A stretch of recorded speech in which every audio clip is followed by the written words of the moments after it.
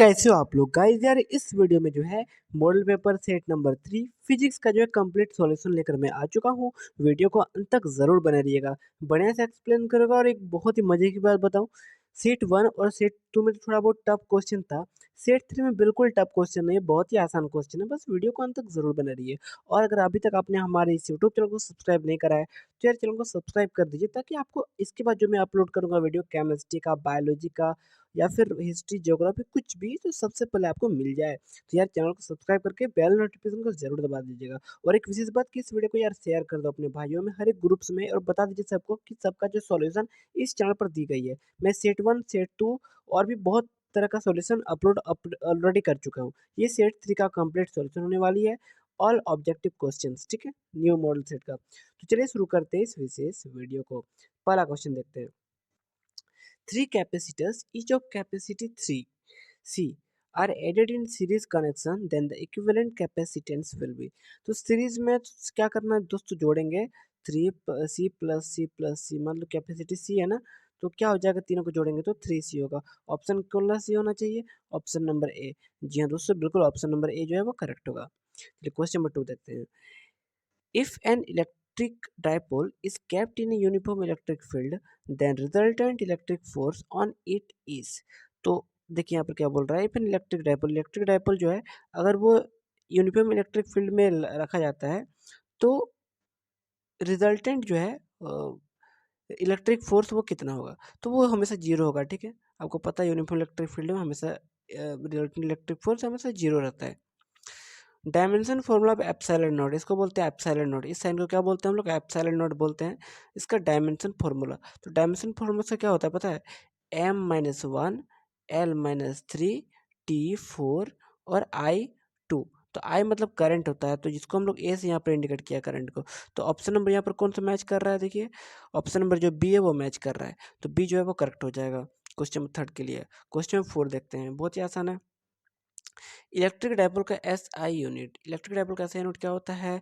Coulomb metre होता है। तो ऑप्शन नंबर सी जो है वो करेक्ट हो जाएगा।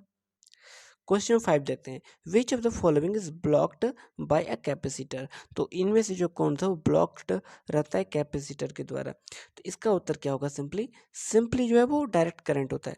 अल्टरनेटिंग करंट और डायरेक्ट करंट आपको अच्छे तरीके से पता। चलिए इसके जो एक सारांश में बगल में दे दूंगा, इसको पढ़ लीजिए आप। ये क्यों जो है ब्लॉक्ड किया जाता है, ठीक है, डीसी। ऑप्शन, इसका आंसर क्या होगा? डायरेक्ट करंट, मतलब ऑप्शन नंबर जो बी है वो करेक्ट होगा। चलिए क्वेश्चन नंबर 6 देखते हैं। The amount of work required to increase the distance between -6 microcoulomb and 4 microcoulomb from 6 centimetre to 18 centimetre will be. 6 number question समझने वाला क्वेश्चन है। चलिए ध्यानपूर्वक इसको बनाते हैं। चार्ज कितना दिया हुआ है? पहला है -6 माइक्रोकुलम, दूसरा क्या है? 4 माइक्रोकुलम। ये दो को चार्ज दिया हुआ है, ठीक है। अब इनिशियल डिस्टेंस कितना है? 6 सेंटीमीटर, और एक है 18 सेंटीमीटर। हमको निकालना क्या है? वर्क डन निकालना है। तो सबसे पहले जो गिवन है उसको दे देते हैं, 2 चार्ज माइक्रोकुलम और एक 4 माइक्रोकुलम, ठीक है। इनिशियल डिस्टेंस 6 सेंटीमीटर और फाइनल 18 सेंटीमीटर, ठीक है। हमको निकालना क्या है? वर्क डन निकालना है। फोर्स का एक फॉर्मूला होता है बहुत अच्छा। चलिए फोर्स का एक फॉर्मूला होता है क्या? के Q1 Q2 by are square, ये होता है ना। अब इसमें क्या करना है आपको? Q1 की जगह में क्या पुट करना है? 1.6 जो है चार्ज ई जो है, इसको माइक्रोकुलम से कुलम में बदलना है, तो 10⁻⁻6 से मल्टीप्लाई होगा। Q1 में को रखना है, 4 माइक्रोकुलम को Q2 में रखना है। के की वैल्यू आपको पता है 9 × 10⁻9 होता है। आर स्क्वायर की वैल्यू हम लोग को नहीं पता है, तो उसको हूबहू उसी प्रकार छोड़ देंगे। तो कुछ कैलकुलेशन आगे आप लोग खुद कर लीजिएगा, ठीक है, इतना आपको पता है ना। तो कैलकुलेट कीजिएगा तो कितना आएगा? 216 × 10⁻³ बाय आर स्क्वायर, जो कि हूबहू छोड़ देंगे तो, ठीक है। अब वर्क डन निकालने के लिए हम लोग क्या करना पड़ेगा? डी डब्ल्यू का फॉर्मूला निकालना पड़ेगा, वर्क डन। तो वर्क डन क्या होता है? डी डब्ल्यू, है ना, equal to F dot D R. तो एफ डॉट डी आर निकालने के लिए जितना हमारे सामने आया था 216 गुना 10⁻³ बटा आर स्क्वायर, है ना। इसको अगर हम लोग इंटीग्रेट करते हैं डी आर के फॉर्मेट में, तो आंसर कितना आएगा? तो आंसर आएगा इस 2.4 जूल, ठीक है। तो 2.4 जूल कहाँ है? Option number B correct. B है ना करेक्ट? बिल्कुल सही चुना हमने। तो बी जो है ऑप्शन वो करेक्ट होगा।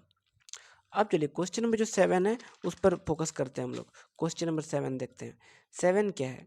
An electron initially at rest is accelerated.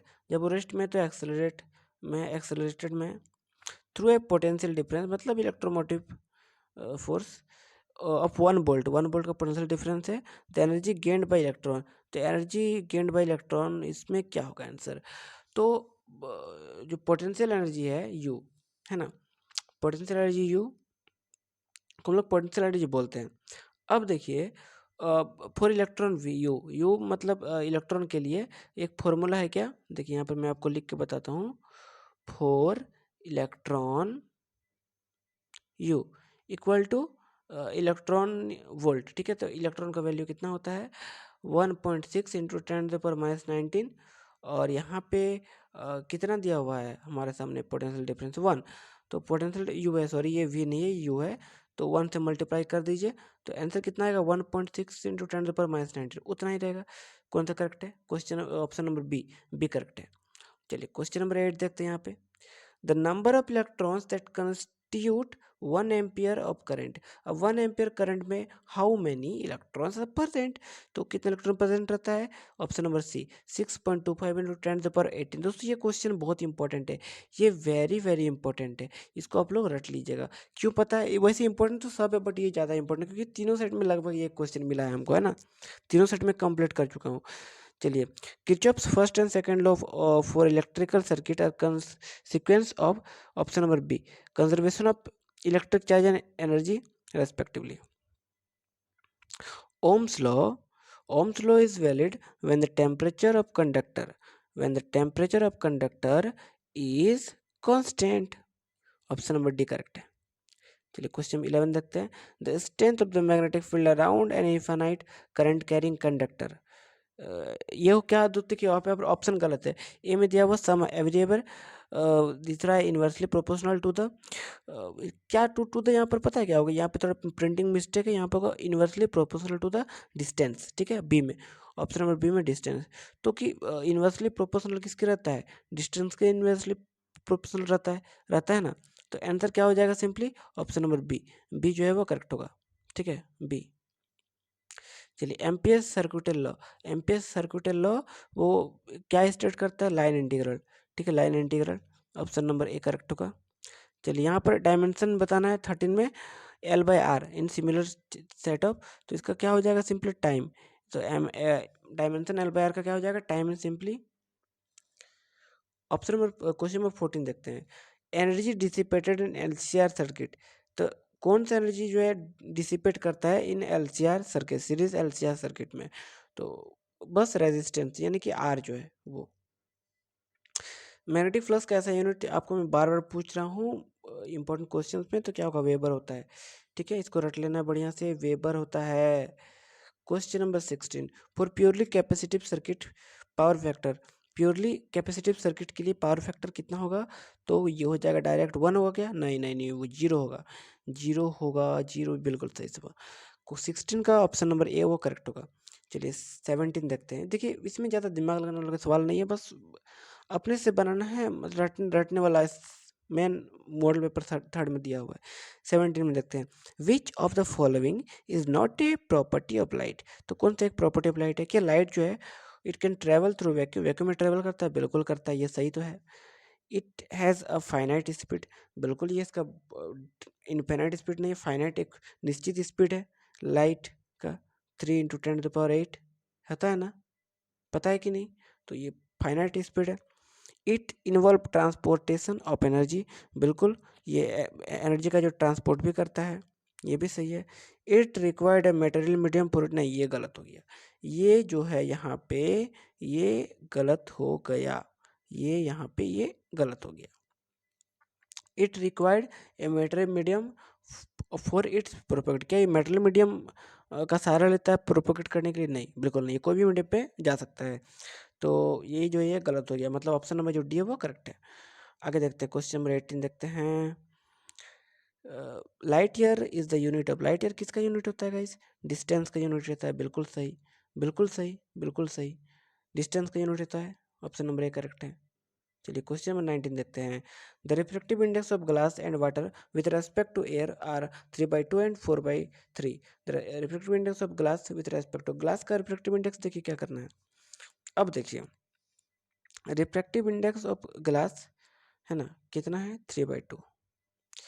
Watt water with respect to air, अच्छा water with respect to glass का नहीं है, वाटर का 3/2 और विथ रेस्पेक्ट टू एयर कितना है 4/3। तो 4/3 नीचे हो जाएगा है ना। अब इसको हम लोग सॉल्व करते हैं। 3/2 डिवाइडेड बाई 4/3 है, देखिए कितना आता है 3/2 मल्टीप्लाइड बाई 3/4। ये डिवाइड में था तो डिवाइड में अगर रहेगा तो ये मल्टीप्लाई होके ऊपर नीचे हो जाएगा, ये आपको पता है ना। 3 दिया कितना होता है 9, 4 दूना 8, 9/8 देखिए कोई ऑप्शन में है, 9/8 कोई ऑप्शन में है, बिल्कुल ऑप्शन नंबर बी करेक्ट होगा। ठीक है, de Broglie equation states the, ये भी देखिए ये भी इंपॉर्टेंट क्वेश्चन है जो कि मैंने आपको मॉडल सेट नंबर 1 पे बताया था, बिल्कुल पढ़ लेना है। तो पार्टिकल नेचर वेव नेचर दोनों दोनों शो करता है डी ब्रोगली हाइपोथेसिस में। तो पार्टिकल नेचर वेव नेचर मतलब डुअल नेचर, तो डुअल नेचर दोनों कंबाइन करेंगे तो डुअल नेचर आएगा, मतलब ऑप्शन नंबर ए जो है वो करेक्ट होगा, ऑप्शन नंबर ए करेक्ट है। ठीक है, 21 kinetic energy of emitted electrons depend upon the, kinetic energy emitted electrons depend upon the intensity. ठीक है, ऑप्शन नंबर बी करेक्ट होगा। How many electrons, how many electrons, तो electrons क्या ज्ञात करने के लिए क्या है, number of protons equal to number of electron रहता है, मतलब जितना नंबर ऑफ प्रोटॉन है उतना ही इलेक्ट्रॉन रहेगा ये अपने। तो 92 प्रोटॉन आपको दिख रहा है तो 92 ही होगा सिंपली, है ना, ऑप्शन नंबर ए करेक्ट होगा 22 का। 23 देखते हैं। The density of a nucleus by the order of, the density of the nucleus by the order of, nucleus में डेंसिटी कितना आता है 1017 रहता है, सबको पता है, किलोग्राम मीटर पर मीटर क्यूब।